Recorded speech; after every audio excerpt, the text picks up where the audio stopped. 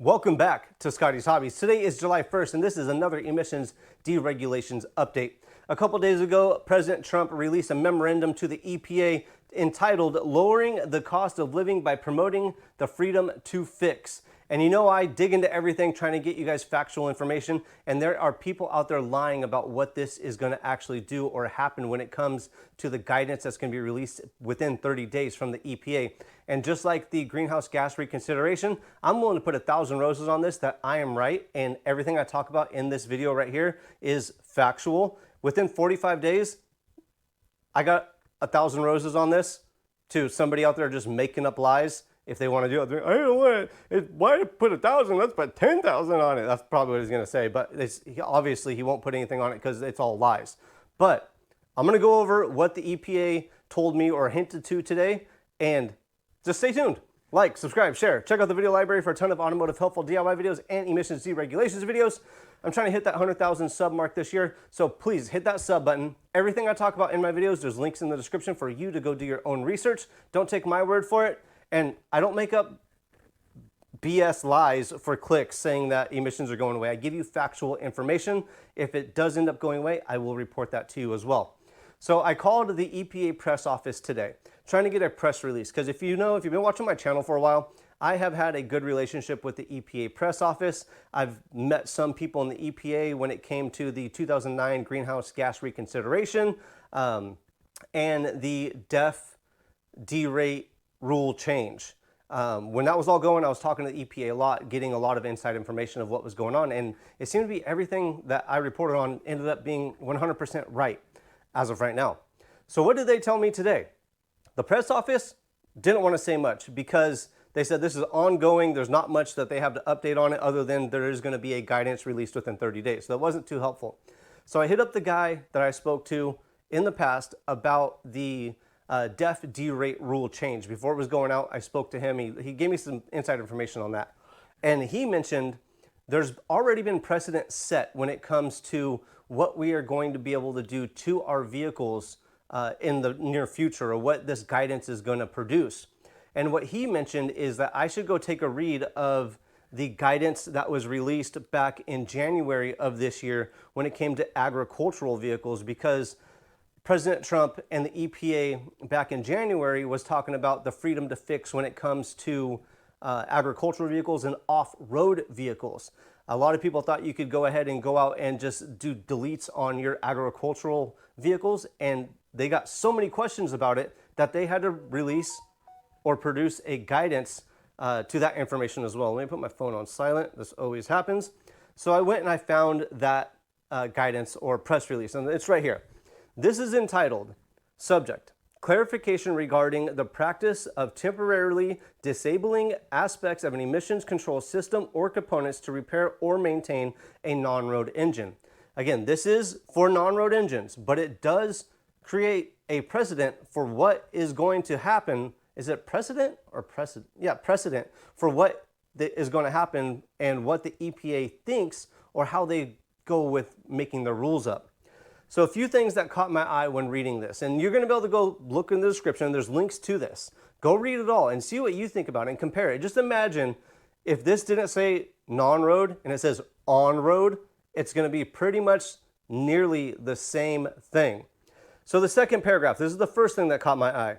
The contents of this document do not have the force and effect of law and are not meant to bind the public in any way. This document is intended only to provide clarity to the public regarding existing requirements under the law or agency policies. Because this is the EPA. They don't make rules. Well, do they make rules? They make more of a guidance. The people that actually make the rules for emissions, compliance that is Congress. And Congress is sitting on their hands right now, not passing anything. Now, the second thing that caught my eye is at the bottom of this page. Clean Air Act Section 203, 42 USC 7522 makes it unlawful. These are the two things that really caught my eye, and they're going to be applied to the guidance that is going to be coming out within the next 30 days from the EPA. Now let's take a read at this. We'll start off first. Makes it unlawful. A, For any person to remove or render inoperative any device or element of design installed on or in a motor vehicle or motor vehicle engine in compliance with regulations under this subchapter prior to its sale and delivery to the ultimate purchaser, or for any person knowingly to remove or render inoperative any such device or element of design after such sale and delivery to the ultimate purchaser. Or B, for any person to manufacture or sell or offer to sell or install any part or component intended for use with or as part of any motor vehicle or motor vehicle engine where a principal effect of the part or component is to bypass, defeat, or render inoperative any device or element of design installed on or in a motor vehicle or motor vehicle engine in compliance with regulations under this subchapter, and where the person knows or should know that such part or component is offered for sale or installed for such use or put to such use. So again, this is for off-road use vehicles, but it's going to apply pretty much to on-road use vehicles. And what that says is you cannot remove any emissions component on your vehicle. This is off-road. It's going to be the same thing. So DEF, scrubbers, EGR, CATs, modify your ECU.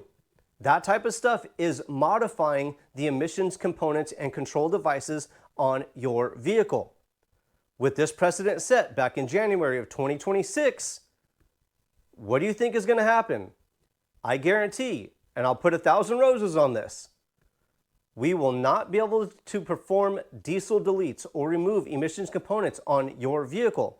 This guidance is only going to be to make it easier for you and I, aftermarket repair shops, just the public, to repair your own vehicle.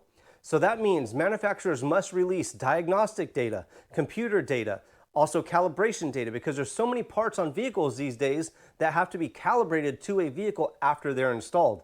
You got EGRs, throttle bodies, batteries, and I'm sure there's a lot more out there that has to be calibrated on these newer vehicles when they're installed on vehicles. So the EPA wants to make sure that you at home can repair your vehicle if you want to.